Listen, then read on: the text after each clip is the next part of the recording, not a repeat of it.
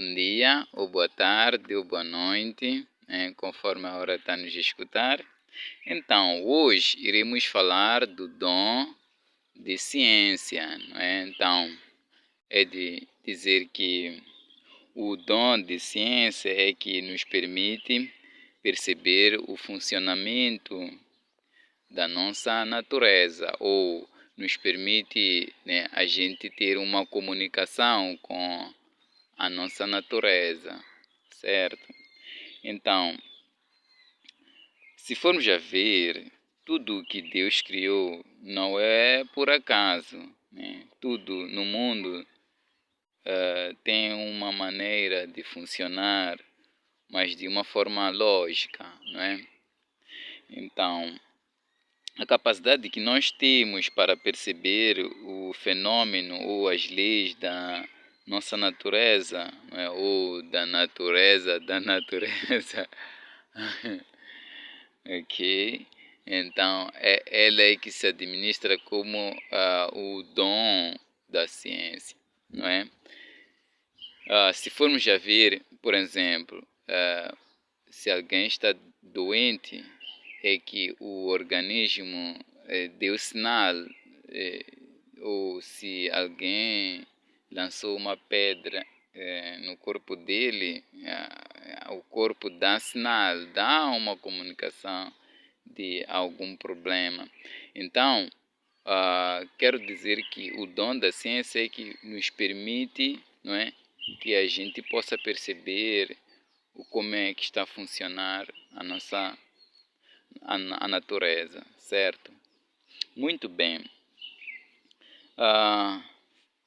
Qual seria a utilidade, então, ou seja, a importância desse dom, do dom da ciência? Se formos a ver que o pescador, por exemplo, para saber, né, ou ele sabe quando deve pescar, não é? Então, como é que ele sabe quando, como deve pescar? Primeiro, ele deve entender o fenômeno da natureza, saber entender que hoje não vai chover, né? Ou hoje o maré, sei lá, está baixo ou alto, assim. Então, primeiro ele vai perceber os fenômenos da natureza, né? Não só o agricultor, por exemplo, não é a qualquer momento que ele está a semear, ele sabe quando semear, onde semear, como semear. Não é? Então, mas para isso, ele precisou de fazer o quê? De perceber o funcionamento da natureza. Não é? Precisa entender o funcionamento da natureza. Certo? Muito bem. Então, vamos a ver também as mitologias, né? Palavras difíceis, eu não tenho certeza. As mitologias antigas, né? Visavam explicar a natureza, algumas coisas que talvez se relacionavam com as outras. Então, os nossos antepassados tentavam explicar justamente aquele funcionamento daquela natureza, por causa daquelas perguntas também das crianças, né? Porque o céu é azul, né? Então, tentavam explicar por que é azul e por que o pássaro canta dessa maneira. Então, tentavam explicar, né, esse fenômeno. Mas estamos a dizer como dom, é óbvio, não pode haver falsidades, né? Porque sabemos que a mitologia, a maioria, ou 99%, não são tão assim verdadeiras. Apenas são lógicas, mas não são verdadeiras. Muito bem. Então, vamos agora discutir, né, o dom de fortaleza. Então, o dom de fortaleza, ela exprime, né, o homem é forte. Eu estou a brincar.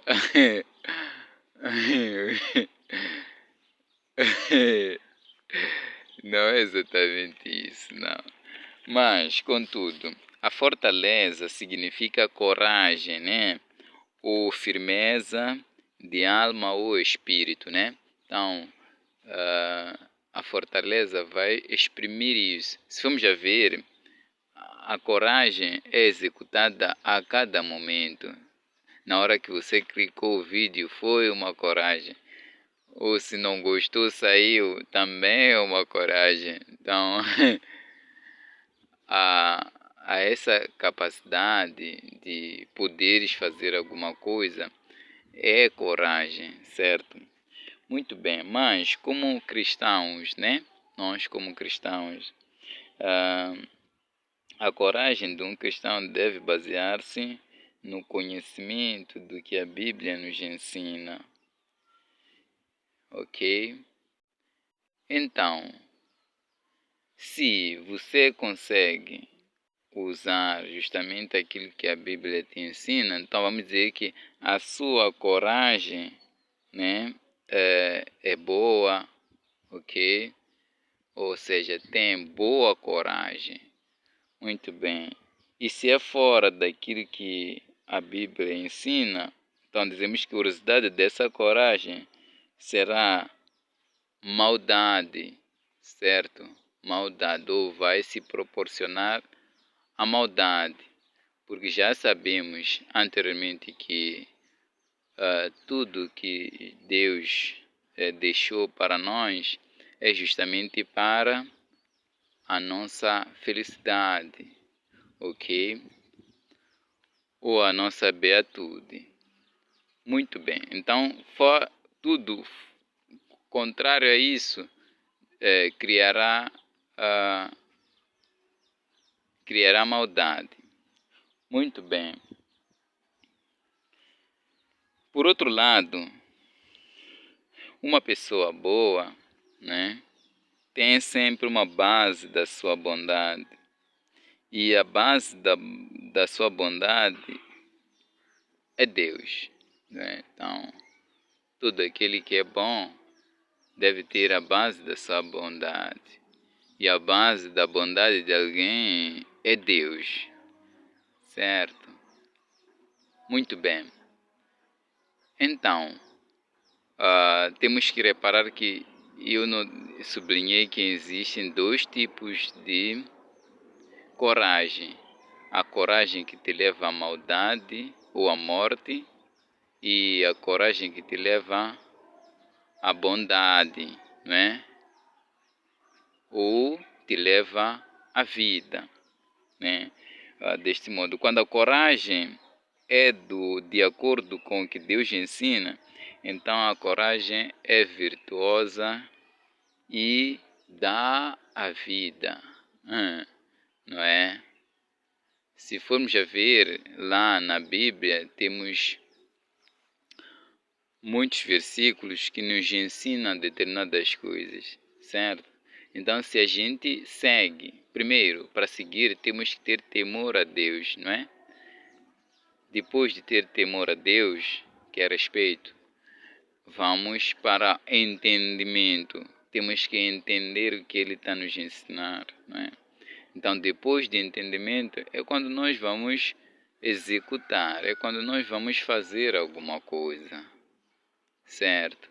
E se formos a fazer justamente aquilo que Deus ensinou, então aí nós teremos a virtude e a vida. Quando digo vida, não estou a falar de ser imortal, não. Mas estou a falar de o que você deixará, por exemplo, mesmo aqui no mundo, não morrerá, existirá, não é? Porque deixará boa coisa para o funcionamento desse mundo.